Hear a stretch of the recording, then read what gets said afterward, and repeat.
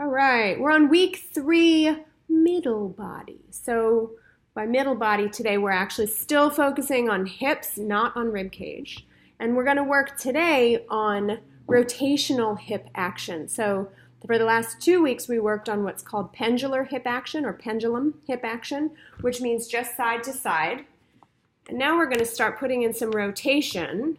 So let's take a look at, first off, the difference between those two things. So side to side is this, right? And we had an exercise involving high toe on one side, sliding your hips toward the standing leg.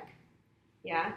Rotation, rather than being a hip slide to side, is actually a rotation like a washing machine agitator, a top-loading washing machine agitator. So the hips don't actually swing from side to side, they rotate on their axis. So here's the exercise we're going to do to practice that.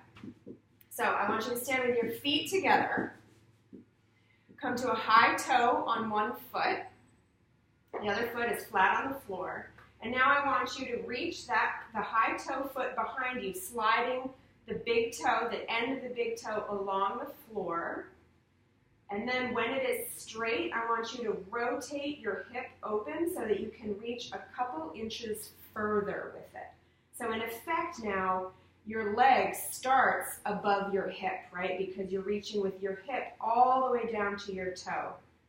Yeah, and then bring it back in. Bend the knee, bring it all back to neutral with feet together. Hips are now in neutral, both pointed straight forward. And we're going to do that again. You slide the foot out along the floor, pressure into the floor, weight entirely over your standing leg. When you get to a straight leg, continue to stretch backward by opening that hip out. So in this case, I've rotated my hips to the right because I'm reaching with my right foot. So I'm making that leg longer by using the hip as well. Yeah, and then bring it back in. So this is the exercise. We'll do it on both sides.